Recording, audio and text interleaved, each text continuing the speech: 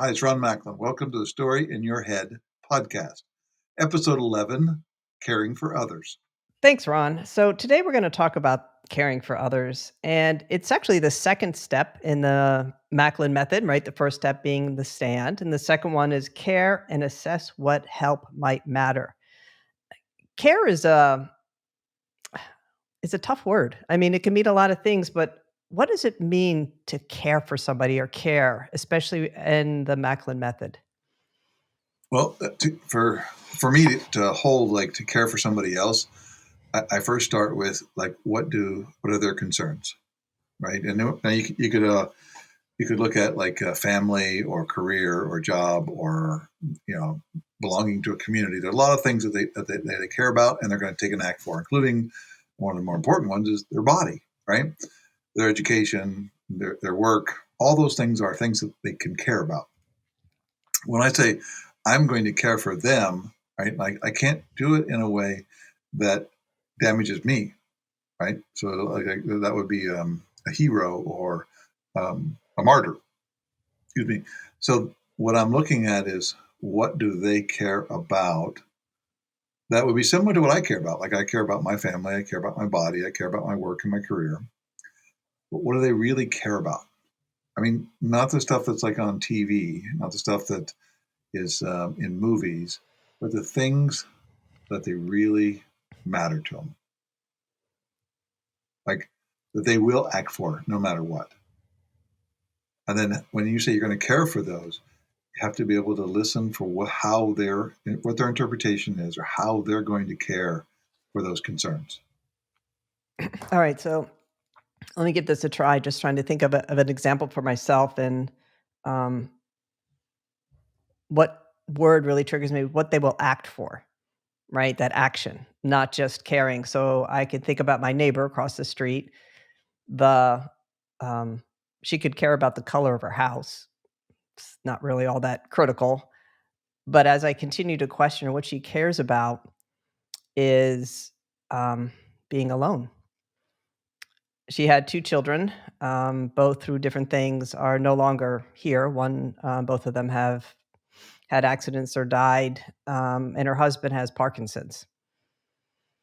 And she's probably in her late 70s, early 80s.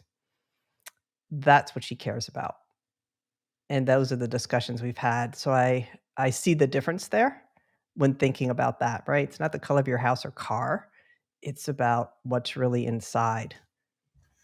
Thanks, Michelle. What shows up for you when you know that these are the fundamental things they really care about, yet they're talking about the color of their house? They're talking about whether somebody has a tree trimmed, or they're talking about when they're supposed to come pick up trash compared to when they actually came to pick up trash. What shows up for you inside that conversation? Well, first I could say it sounds like you've lived in an environment with a homeowners association, because 'cause I've never experienced those. Yeah, that is and this is a neighbor I've actually known for a little while, but a lot of questioning into it. And I think what really helped for her to feel comfortable to have the conversation is I was a caregiver for my mom, right, for many years, and she kinda said one day, um how lucky my mom was to have somebody take care of her, and she wouldn't have anybody there to take care of her because her family was gone. And it's like, wow, what a vulnerable, moment. I was honored that she could say that, right? And then we could have the conversation. But it's really questioning in, observing what she cares about. A lot of times we'll help her with her hurricane shutters when she can't get them closed because, again, she's by herself, but her husband can't do it. So we'll go over and we'll close them for her when we need to, and make sure that she's okay if anything's going to happen. And it built up trust over time for her to start to feel comfortable to have those deeper conversations. But it Thank wasn't you. overnight. Yeah, got it. What I notice for myself when I'm going into conversations, because it can occur to me that they really do care about the color of their house or the bushes being trimmed or things that in some ways you go, really? What? What? And what I find over and over is um, talking about what you really care about, aging, children, parents, um, like financial independence, um, being able to take care of your body, um, marriage, right? Those things, like people don't want to, they don't like to talk about those. And the reason they don't like to talk about them is because they're scared people like they're not good enough, like they're not strong enough, they're not smart enough, they're don't have a good enough marriage, a good enough body, all that story. And so they can get really take that story about the color of the house or the neighborhood or whatever it is, and turn that into a story that's something to talk about that can become a shield to keep from getting to those things that really matter. Because those things that really matter are scary. Those things that really matter, sometimes there's not much you can do about them, and they get really scary. But those are where the powerful conversations can be had to know that they're not alone inside those stories, that we're all aging, no matter how young and perfect our bodies may occur. We are all aging. We are all trying to have a partnership with somebody in our life that we can not be alone. And those things are scary. And we use those other stories around there. So when I first started trying to build my capacity to connect with other people, I kept thinking, well, maybe these people they just don't care about things that I care about. I just like there's something wrong with me because I care about this and they're not caring about it. So clearly, there's something wrong with me, right? Because it's pretty common that they don't care about it. As I began to build a skill to connect, I began to notice that when I started to talk about the things that I was scared about, they started to get in the conversation with me. The same people who I thought all they cared about was how their house looked or their car was clean or what car they drove or all that. We started talking about aging and having enough money to be able to live when you can't work anymore. All of a sudden, they started getting those conversations with me. And then my stand became to really care for them about what matters to them is being able to know what those concerns are that they may not want to talk about, but they really do want to talk about. Yeah, thanks, Ron. I would say that's great. You know, the initial conversation, she really does care about what her house looks like and her lawn, because she's always complaining the person isn't there. But you're right, when we started talking about my mom and somebody caring for an elder parent, what that looks like, the conversation started to shift, but it probably took 3, 4 months, right, to get to there and have that shift. And now, while we still can talk about, you know, whether somebody's mowing the lawn right, um, those conversations will drift to, "What do I do?" I don't have any solutions for her or answers, but I can sit with her as she starts to work through them, right? And I can ask questions to help her think through what does she do? Because there's options, but they're all probably gonna be with her alone, at least not with family. So, it's, I think the piece that for me is different is what I act from, right? So before, yeah, it was this woman across the street that loved to complain about the landscaper. Um, Now it's a woman across the street with some very significant fears of being alone, and we can have that conversation, right? Which is a much deeper, more meaningful conversation for her because sometimes she just wants to talk and have somebody listen. And that's all she's looking for that day. I know that's what I want, right? Is to have somebody to talk to, that I can share my fears with, celebrate my accomplishments with, um, that I can just be authentically me and not have to worry about dressing up. Um, and to be that for somebody else opens up a new space for them, and it opens up a new space for me. And one of the areas that I look for is people will start entering into a relationship with somebody else based on they're not mowing their yard, or they're not keeping their house painted, or their kids acted up, or something else that perturbs both partners, both parties in this conversation, to bring out their shield about why it is or isn't the way it is, and they never get the chance to get to know the other person, what their fears are, what they care about, how they're trying to take care of their body, how they're trying to take care of their retirement, how they're trying to take care of their aging and being able to contribute to the world. And when we two people don't have that, they just the visual for me is two people with shields banging their shields against each other, making an enormous amount of noise. And inside, their scared self is what's controlling all of that banging of the shields, versus putting your shield down and saying, "Yeah, I'm scared to death of this. This bothers me. I lose sleep at night because of this." And so there's never a place for them to connect. Yeah, the other thing I noticed with her, um, prior to our conversation, when we used to go over, every so often we live in South Florida, so hurricanes do happen, and, we have to close our shutters up. And there's a couple of neighbors that we know that are older and have, like, even older shutters. Whenever you see somebody out with DW40 and a hammer, you know that they have shutters that are a little bit more challenging than others to close, and she's one of those. And so we close up ours, we close up our 2 neighbors, and we went over there and said, "Okay, we'll close up yours too." And she was, like, really uncomfortable with accepting the help, right? Because and this is my story, and we talked to like, the fear of not being sufficient. I can take care of my house, my husband, all the things that are there. And what I noticed is after we started having the conversations on what's really concerning to her, helping her with her shutters. When my mom passed away, there were some things that we thought her husband could use that we had that, for my mom, some things for the bathroom and other stuff that we brought over there for her to use.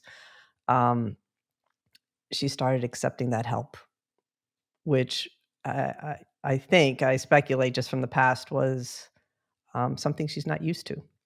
Right, and so now my daughter goes over there, and we're trying to figure out what shutters to close and whether we should close the shutter with the bird nest on top of it, because nobody wanted to disturb the birds, and so it's a different conversation, right? It's fun, it's lighthearted, and it's about joining together to work through things rather than, um, the fear and the shield.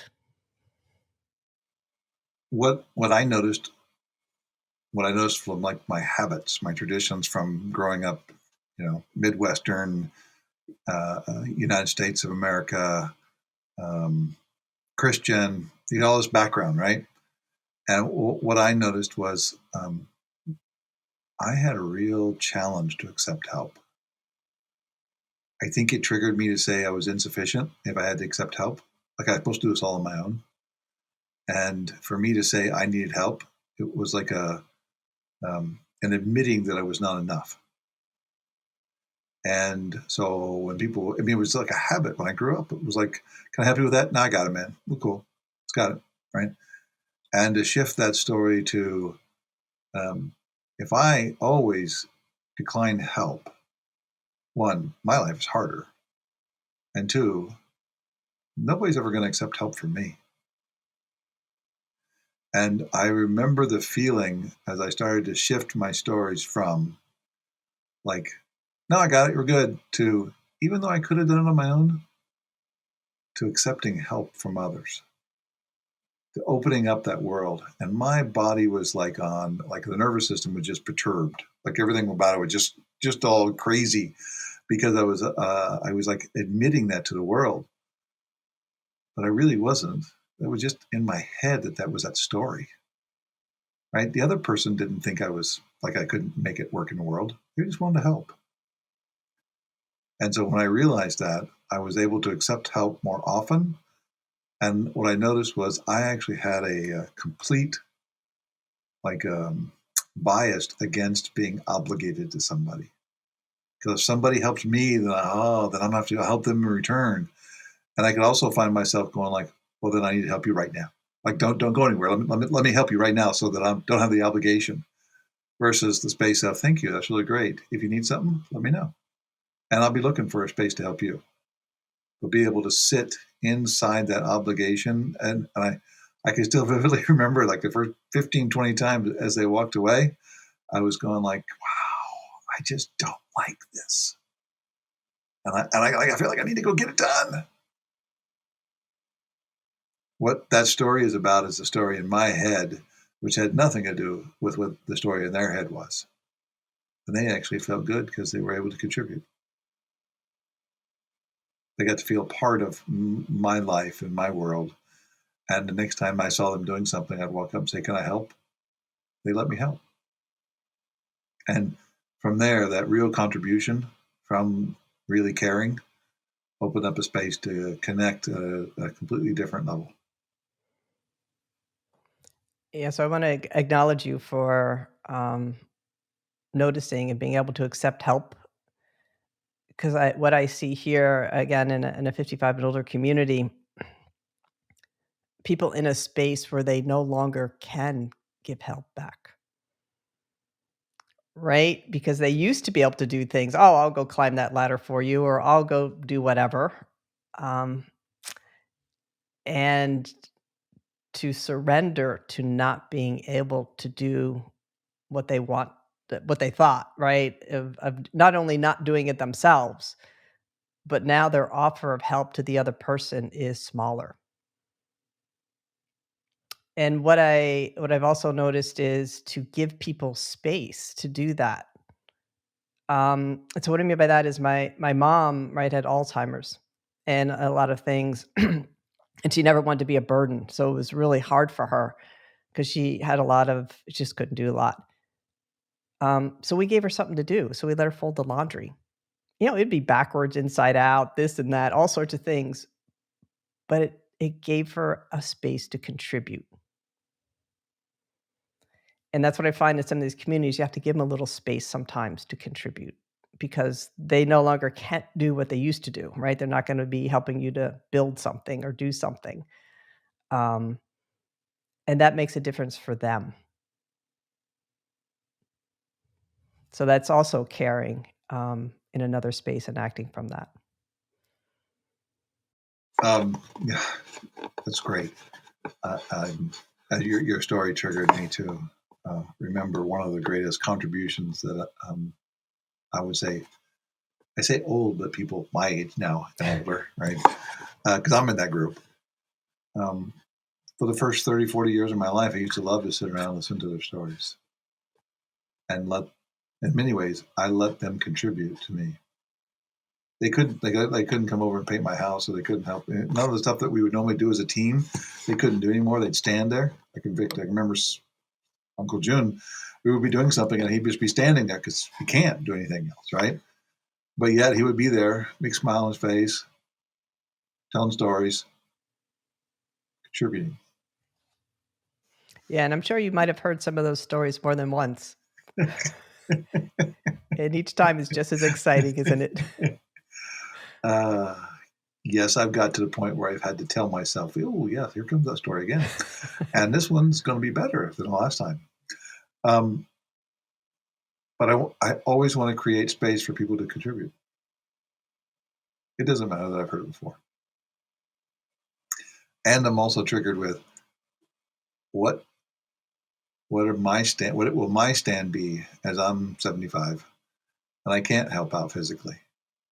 Um, what's my stand for myself, and how will I be able to contribute and accept others' contribution to me? Yeah, so that's great on the aging. I have another story, maybe how does that apply to work, right? Um, I at one point had a team that we were was, one of those things, the crunch time to get a project out the door, and literally the team was working almost 24 hours a day. I'm way past being an exceptional coder in life, to develop things, to run like, do all the stuff with infrastructure and set up all these things, and so my job in the mornings, I'd make sure they had coffee. And if somebody worked, we had sometimes teams that would go to 4 a.m. and then at 4 a.m. some backups would kick in. So we had about an hour before we would continue. And so I took them to breakfast.